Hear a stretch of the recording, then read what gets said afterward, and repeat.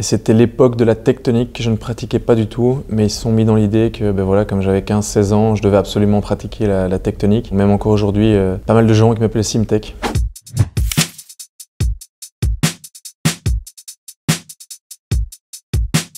Je pense que j'ai toujours eu une bonne condition physique. Dans mon style de jeu, je cours partout en fait. J'arrête pas de courir box to box, donc en tant que milieu de terrain, défense, attaque, donc je pense que ça vient de là. Je pense que j'avais encore une meilleure condition physique quand j'étais plus jeune. Maintenant j'ai un peu pris du muscle, un peu pris du poids, donc plus puissant mais moins bonne endurance à mon avis. C'est Benjamin de Senin qui, en commentant les Jeux de Rio, est venu avec le beau gosse de la sélection. Et je crois que c'est resté d'ailleurs. Donc voilà, je me fais souvent charrier par rapport à ça. C'est mieux ça que l'inverse, donc ça va, je le prends pas trop mal. Donc la moto, j'ai commencé quand j'avais 16 ans, je pense, avec les motos qu'on pouvait un peu trafiquer, etc., que je n'ai jamais fait bien sûr. Après j'ai fait un peu de moto enduro, et puis après j'ai eu des motos un peu plus sportives, et puis après on est parti en Afrique du Sud avec l'équipe nationale, et là j'ai loué une Harley Davidson pour faire une balade sur les collines, sur les hauteurs de Cape Town. Et je suis revenu en Belgique, j'ai complètement flashé sur cette moto, et j'ai revendu ma Yamaha, j'ai acheté une Harley, donc de là est venue ma passion pour les Harley ou pour les motos en général, je pense. Et je roule notamment avec Sidney Cabui qui est aussi un joueur de hockey, et Romain Dorcelard, un autre ami à moi. On a un groupe de motos et on se fait des trips, que ce soit la Sardaigne, le sud de la France, l'Italie. Voilà, on en a un planifié d'ailleurs ici cet été en Espagne.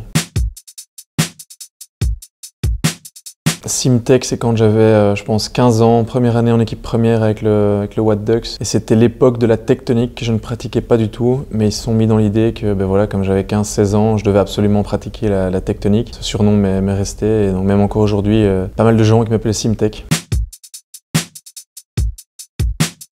Alors le tout premier tatouage, c'était en Argentine, en 2009, à Buenos Aires. Je sais pas pourquoi, je me suis fait tatouer, j'avais envie de me faire tatouer là-bas, et je suis revenu avec un tatouage au grand désarroi de ma mère. Et puis après j'ai enchaîné, hein, c'est un peu addictif. Donc là aujourd'hui j'en ai pas mal, j'en ai 17. J'en ai plus fait depuis 2 ans là, mais je pense que cet été avec des amis on a l'envie, j'en referai un. On en a fait un avec Tom Bone et Max Plainvaux. J'en ai fait d'autres avec d'autres potes, donc c'est sympa. Mais j'en ai avec une signification évidemment, donc les anneaux olympiques ou des tatouages qui représentent la médaille d'argent à Rio, la médaille d'or à la Coupe du Monde. Et puis j'en ai qui représentent rien de spécifique. Je sais, j'ai un tatouage avec un petit sabre qui représente les 3 mousquetaires avec Tom Bone et Max Plainvaux, parce qu'on était toujours de mèche à 3. Et voilà, donc vraiment de tout.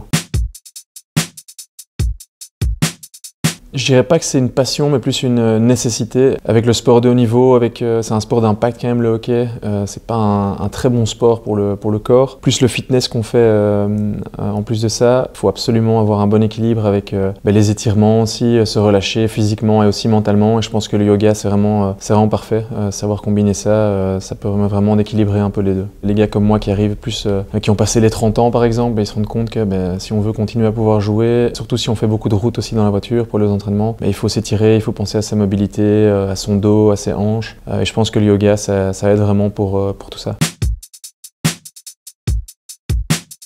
Ça a débuté parce que j'ai toujours été assez intrigué par tout ce qui était régime. J'ai déjà testé pas mal de régimes alimentaires, etc. Et puis je voulais aussi avoir un impact socialement, de savoir un peu en fait qu'est-ce qu'on met dans notre assiette et quel est l'impact que ça a sur l'environnement. Et donc j'ai commencé à me poser des questions. Tout est parti d'une story en fait que j'avais postée en postant un morceau de viande, et j'ai reçu pas mal de réactions positives ou négatives sur les réseaux sociaux. Et puis j'ai été contacté par la WWF qui m'a proposé de me donner pas mal d'informations en fait, de m'éduquer entre guillemets par rapport à ça, parce que je savais pas grand chose par rapport à la question. Et puis j'ai partagé un peu en fait tout mon apprentissage avec les gens sur les réseaux sociaux. Ça a eu pas mal de retours positifs, et donc j'ai fait toute une campagne avec le WWF qui s'appelle la campagne Eat for Change, pour en fait que les gens prennent conscience de l'impact que chaque aliment a sur l'environnement.